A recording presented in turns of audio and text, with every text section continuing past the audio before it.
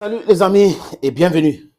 Les amis, les journaux américains annoncent déjà la deuxième phase de la grande contre-offensive de l'armée ukrainienne. Oui, la première phase, c'était un échec retentissant, échec total, humiliation partout, la destruction de hardware militaire envoyé par les pays de l'OTAN. Et là, on voit qu'il y a des annonces tous les jours depuis 48 heures de cette deuxième phase de grande contre-offensive. Ils ont dit qu'ils vont se concentrer au niveau de la région des Zaporizhzhia. Vous savez qu'il y a un site nucléaire là-bas. Et les Russes savent, je voulais dire les amis. Et ils disent, ils veulent profiter du fait que le général Popov a dit qu'il y avait des désordres, il y avait des problèmes au niveau des Zaporizhzhia, il y a un problème de dysfonctionnement. Mais j'ai dit encore les amis que il faut bien faire attention. Les Ukrainiens devraient faire attention aux différents discours russes et les réactions des Russes. Parce que si on les fait savoir que c'est faible là-bas, c'est comme la mémoire. Quand vous êtes en train de préparer votre mémoire, hein, vous traitez d'un sujet, là où vous avez des lacunes, vous préparez ça très bien. Mais là où vous savez que vous êtes fort, vous préparez ça avec quelque légèreté. Et généralement, ça trompe le jury. Et quand on vous pose la question sur ça, parce que quand le jury va prendre connaissance de votre mémoire, ils vont se dire, voilà les points faibles. Pourquoi il y a ça? On va les poser les questions ici pour connaître. Et là, vous explosez. J'ai dit ça pour bien expliquer que en termes militaires aussi, c'est ce que les Russes font. La Mashkarovka. On vous montre qu'on est faible ici. Vous venez et on vous écrase. Il y a 65 000 hommes de réserve ukrainiennes, selon les annonces qui viennent de Washington, qui viennent de Bruxelles. Et que ces gens-là, on veut les mettre en action. Ils veulent utiliser leurs réserves. Le vice-ministre de la Défense avait dit elle-même qu'en termes d'armement, les Russes sont plus forts que eux. En termes d'hommes, ils sont plus nombreux que eux. Maintenant, vous venez avec 65 000 hommes. Pour faire quoi avec 65 000 hommes? On vous dit que sur le front, là, les Russes sont à 370 000. Et vous dites, d'autres disent 200 000, d'autres disent 270 000, mais les Russes disent 370 000. Ils sont en train de récupérer les terres ailleurs. Et c'est-à-dire qu'ils vont encercler ces forces-là, les amis. Vous avez vu les accords avec tout le monde, les armes et tout. Et Shoigu a dit en Corée du Nord l'autre jour que en 2002, la production russe de chaque mois représente la production russe en 2002. Donc, toute l'année 2002, chaque mois aujourd'hui, la Russie produit plus d'armes.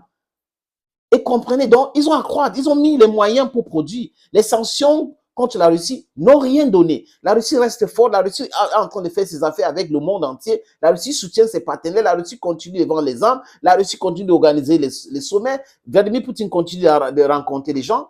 Et pendant ce temps, on est en train de nous parler des grands contre-offensives phase 2. Comme si la phase 1, on n'a fait qu'un bilan de la phase 1. Les amis, c'était un truc qui n'a jamais rien donné. Mais on est en train de nous parler de phase 2, phase 2, phase 2. Et il y a un général de plateau, de Carton, qui est un général de plateau, sur LCI, qui a dit, le général Trinquant, pour ne pas le nommer, Dominique Trinquant, oui, les Ukrainiens vraiment vont mettre tout en marche maintenant au niveau des Zaporizhzhia, ils vont percer pour arriver traverser la mer d'Azov, et ils vont briser.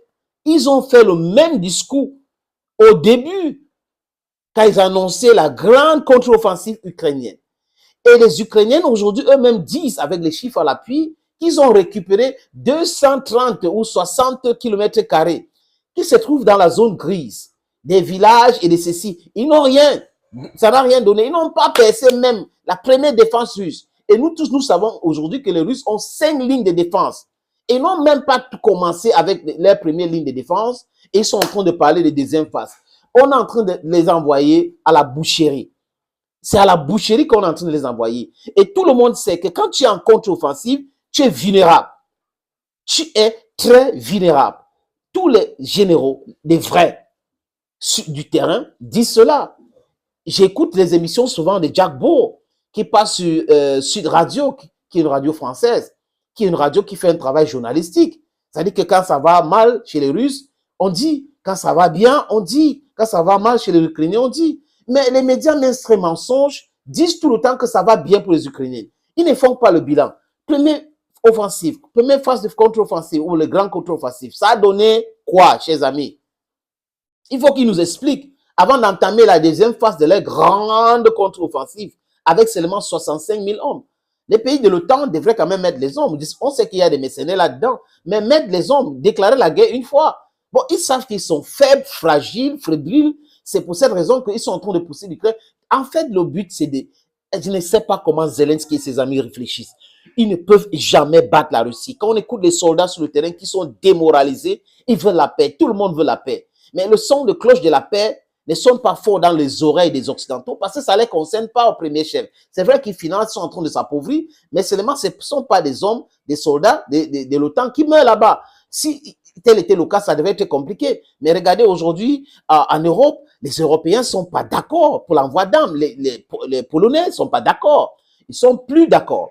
Les Bulgares ne sont plus d'accord. D'ailleurs, il y a un entrepôt d'armes qui a été attaqué selon eux et les armes détruites. Les Allemands ne sont plus d'accord. Donc, tout le monde comprend cette histoire. Ils savent que c'est du laisse-brouf et que ça ne peut pas prospérer. La guerre ne peut pas être gagnée par les Otaniens en Ukraine. Qu'est-ce qu'il faut faire? Il faut penser paix, il faut faire la paix. C'est vers cela qu'il fallait aller. Mais jusqu'à aujourd'hui, personne ne pense comme ça. Je ne sais pas ce qui les anime, chers amis, chers frères, mais seulement un jour, quelqu'un devrait nous expliquer pourquoi on s'entête à faire la guerre, à faire la guerre, à faire la guerre, et ne pas penser la paix. Thank you, friends, for watching. Be blessed. Bye-bye.